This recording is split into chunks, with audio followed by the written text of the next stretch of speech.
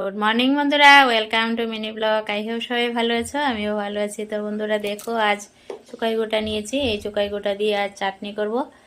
তো ভাবলাম কি আমার বন্ধুদের সাথে চুকাই গোটার চাটনিটা রেসিপিটা শেয়ার করি।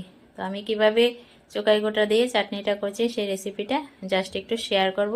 তো জানি অনেকে অনেক রকমভাবে এই চাটনিটা করো বা এই রেসিপি করে থাকো চুকাই গোটা দিয়ে। কে কীভাবে করো অবশ্যই কমেন্টে জানিও।